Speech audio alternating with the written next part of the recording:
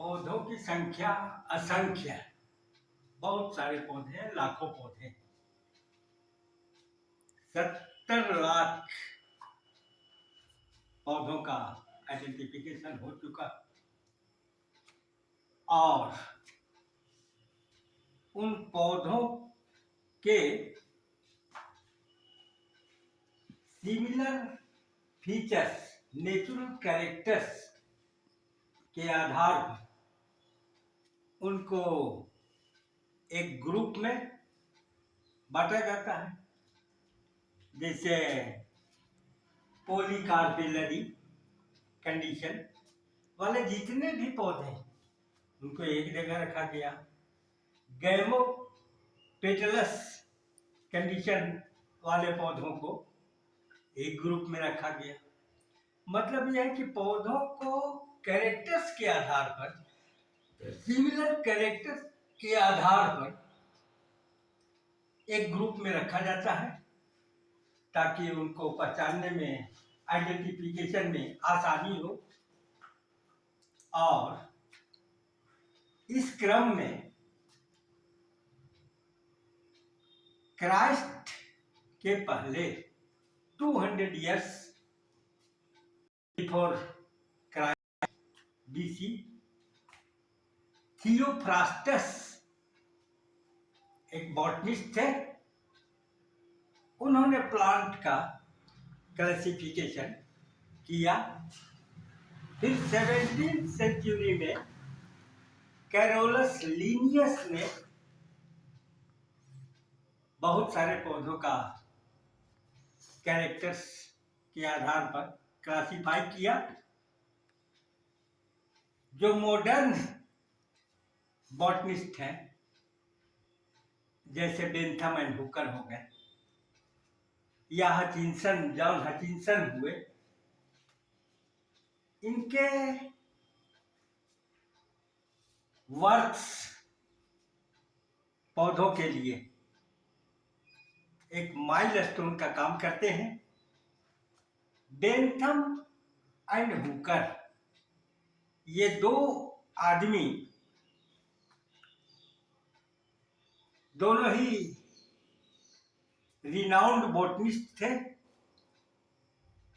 Bentham का period था 1862 to 1863।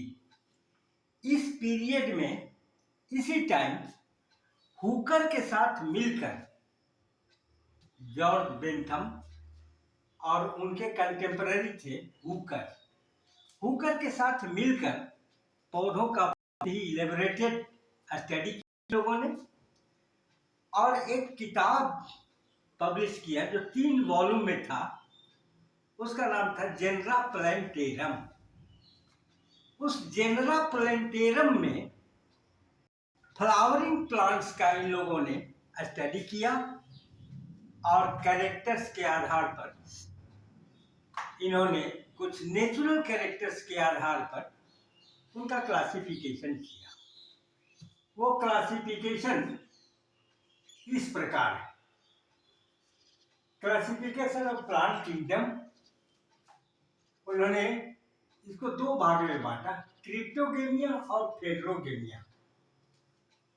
क्रिप्टोगेमिया division में वैसे पौधों को रखा गया जिनमें फ्लावर नहीं थे, फ्लावरलेस प्लांट्स, थैलोफाइट्स, ब्रायोफाइट्स और टेरिडोफाइट्स को क्रिप्टोगेमिया में रखा। उसके बाद एक ग्रुप उन्होंने डिवीजन फेड्रोगेमिया क्लासिफिकेशन में फेड्रोगेमिया को एडवांस कैरेक्टर माना और उसको क्रिप्टोगेमिया के बाद प्लेस किया। फेड्रोगेमिया में फ्लावरिंग प्लांट्स का डिस्क्रिप्शन मिलता है। उन लोगों ने बहुत सारे कैरेक्टर्स, नेचुरल कैरेक्टर्स स्टडी करके उसको एडवांस माना और फ्लावरिंग प्लांट्स का एक अलग ग्रुप दिया, डिवीजन दिया, उसको फेड्रोगेमिया। अब इन्होंने नेक्स्ट जो फ्लावरिंग प्लांट्स हैं फ्लावरिंग प्लांट्स दो होते हैं, एक होता है जिम्नोस्पर्म और एक होता है एंजियोस्पर्म। ये सब डिविजन्स है फ्लावरिंग प्लांट्स के। जिम्नोस्पर्म्स को पहले माना गया प्रिमिटिव और एंजियोस्पर्म को एडवांस कैरेक्टर माना गया। जिम्नोस्पर्म्स का कैरेक्टर है, डिस्टिंक्शिंग कैरेक्टर है कि उनमें ओव्यूल जो है वो नेकेड होता है। माइक्रोस्पोरोफिल के एक्सिस में माइक्रोस्पोर्स बनते हैं और मेगास्पोरोफिल के एक्सिस में ओव्यूल होता है जिसमें मेगास्पोर्स या फीमेल स्पोर्स बनते हैं। यहाँ ओव्यूल नेकेड होता है, लेकिन एंजियोस्पर्म के केस में ओव्यूल ओवरी के अंदर होता है। ओव्यूल अंदर होता है, ये ओवरी है, स्टाइल है, स्टिग्मा है, फीमेल सेक्स है, इसके अंदर ओव्यूल रहते हैं। और जिम्नोस्पर्म्स में ओवरी नहीं होती, वहाँ ओव्यूल नेकेड रहते हैं थैलेमस के ऊपर। थैलेमस इस पोजीशन को कहते हैं जिसके ऊपर कैलिस, कोरोला, एंडोसियम, गाइनेसियम स्थित होते हैं, उसको कहते हैं थैलेमस। एंजियोस्पर्म की विशेषता है कि वहाँ ओव्यूल ढके हुए रहते, ओवरी के अंदर बंद रहते, सीड फ्रूट के अंदर रहते। इस फीचर को एडवांस फीचर बेंथम हुकर ने माना। उसके बाद जिम्नोस्पर्म्स को 3 फैमिलीज में बांटा, निटेसी, कोनीफेरी और साइकेडेसी। ये 3 फैमिली में इन्होंने बांट दिया, नीटम, पाइनस और साइकस। इसके बाद एंजियोस्पर्म्स को 2 क्लासेस में बांटा, डाइकोटिलिडन्स और मोनोकोटिलिडन्स। डाइकोटिलिडन्स जिनमें 2 कोटिलिडन होते हैं, 2 दाल होते हैं सिंपल वर्ड में, जैसे चना है, मसूर है। मैक्सिमम डाइकोट्स जो हम लोग यूज करते हैं, चना, मसूर, राहर, तिल, तीसी, तरबूज, आलू, बैगन, टमाटर इत्यादि जितने हैं वो सब के सब डाइकोटिलिडन्स है। उनका जब सीड खोलेंगे तो उसमें 2 दाल मिलते हैं। Di means 2, cotyledons means simply दाल।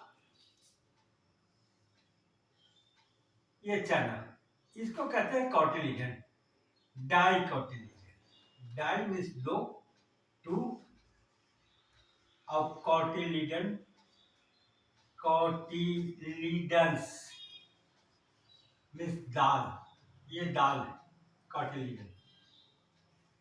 और मोनोकोट में बांटा 2 क्लास में, पहला क्लास डाइकोटिलिडन्स और दूसरा मोनोकोटिलिडन्स। वैसे पौधे जिनमें 2 दाल थे उनको प्रिमिटिव कैरेक्टर माना बेंथम ने, और जो एक दाल वाला कैरेक्टर है जिसमें एक ही कोटिलिडन होते हैं, जैसे गेहूं में, धान में, मक्का में, केला में, बांस में, खजूर में, ताड़ में, ये सब में या घास जितने हैं मैक्सिमम उस वो मोनोकोटिलिडनस होते हैं प्लांट, जिनके फ्रूट में, सीड में एक ही दाल होता है, मोनोकोटिलिडनस। अब बेंथम एंड हुकर ने डाइकोटिलिडनस प्लांट्स को स्टडी किया डिटेल और उनको 165 ऑर्डर्स में बांटा, और मोनोकोटिलिडनस प्लांट को 7 सीरीज में, जिसको बाद में ऑर्डर कहा, उन्होंने बांटा, जिसमें फैमिलीज ऑर्किडेसी से शुरू होते भाया लिलिएसी, पोएसी को क्लाइमेक्स माना। Poaceae top advance character Poaceae में मिलता है, मोनोकोटिलिडनस प्लांट में। पोएसी मीन्स ग्रेमनी, जितने भी गेहूं, धान, घास सब के सब पोएसी में आते हैं, जिनमें monocotyledonous advance character. Dicotyledonous plants में उन्होंने क्या, ये बेंथम हुकर ने इसमें रेननकुलेसी फैमिली को, रेननकुलस प्लांट होता है, उसको प्रिमिटिव माना और लेविएटी को एडवांस कैरेक्टर माना। रेनन कुलेसी में पॉलीपेटलस कंडीशन होता है और इनडेफिनिट न्यूमरस कार्पेल्स और स्टेमेंस होते हैं। जो प्रिमिटिव कैरेक्टर माना गया उसको पहले रखा गया और लास्ट जो क्लाइमेक्स है डाइकोटिलेडोनस में वो लेविएटी, तुलसी वाला फैमिली, तुलसी का पत्ता जो हम लोग खाते हैं, उस तुलसी के पौधे में जो कैरेक्टर मिला वो था।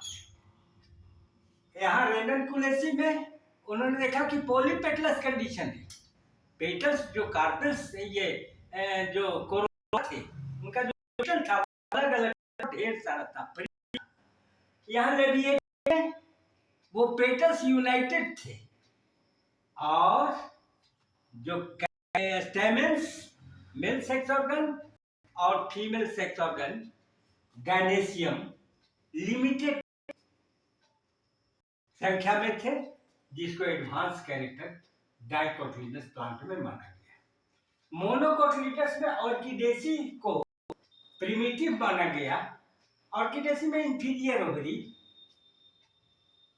ये सुपीरियर ओवरी, और लिलिएसी में हाफ इंफीरियर हाफ सुपीरियर, और पोएसी में फ्री सिंपल फ्लावर मिलते हैं, इसमें ग्लूम मिलता है, इसलिए इसको टॉप में माना गया, हाईली एडवांस माना गया, और ऑर्किडेसी को प्रिमिटिव माना गया। अब हम लोग देखेंगे कि इस क्लासिफिकेशन बेंथम एंड हुकर का जो क्लासिफिकेशन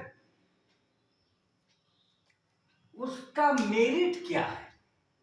उसका पहला मेरिट है कि वो नेचुरल कैरेक्टर्स के आधार पर वो क्लासिफिकेशन जो इसका मेरिट है। दूसरा मेरिट है कि हर जगह जितने भी यूरोपियन कंट्रीज के साइंटिस्ट हैं, बॉटनिस्ट हैं, उन्होंने इसे एक्सेप्ट किया। और तीसरा कैरेक्टर उन्होंने पाया मेरिट है इस Bentham and Hooker system of classification का। Bentham and Hooker system of classification,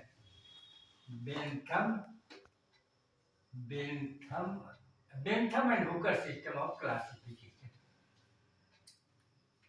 इसमें मेरिट यह है कि इन्होंने डाइकोट को प्रिमिटिव और मोनोकोट को एडवांस माना, और इसका डिमेरिट है कि इन्होंने नेचुरल फीचर्स के आधार पर, कैरेक्टर्स के आधार पर क्लासिफिकेशन किया, इसलिए बहुत सारे कैरेक्टर्स, सिमिलर कैरेक्टर्स वाले पौधे जो एक दूसरे से एफिनिटी रखते थे वो पहले न होके और एडवांस कैरेक्टर में रखे गए, जबकि बाद में उनको देखा गया कि ये एडवांस कैरेक्टर है और उसको प्रिमिटिव के पहले रखा गया। दूसरा जो डिमेरिट है कि consideration of Monochlamydeae as advance character, उसको एक्सक्लूड कर दिया मोनोक्लेमाइडी को।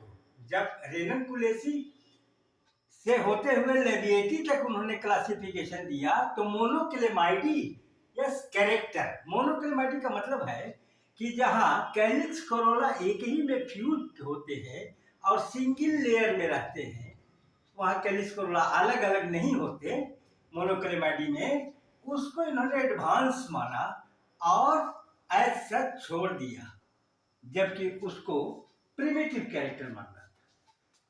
और दूसरा arbitrary selection of characters, Bentham ने एट रैंडम कैरेक्टर्स, कुछ कैरेक्टर्स को उन्होंने प्रिमिटिव मान लिया और कुछ कैरेक्टर्स को एडवांस माना, बिना उसके विशेष अध्ययन के, एनाटॉमिकल या साइटोलॉजिकल स्टडी के उसे मान लिया प्रिमिटिव और एडवांस, जो उनका डिमेरिट था बेंथम हुकर का। और लिलिएसी और इरिडेसी दो फैमिलीज हैं, उनको बेंथम ने और हुकर ने सम्मिलित रूप से एक सिंगल कैरेक्टर के आधार पर अलग अलग फैमिली का नाम दिया, अलग अलग क्लासिफाई किया, जो इनका डिमेरिट था Bentham and Hooker system of classification के। थैंक्स। नेक्स्ट डे फिर हम लोग अगले चैप्टर में देखेंगे। और डॉक्टर जी मिश्रा टाइप करने से यूट्यूब पर मेरा सीरीज ऑफ लेक्चर बॉटनी का आता है, उसको आप लोग देखें और लाभ उठाएं और सब्सक्राइब करें। थैंक्स।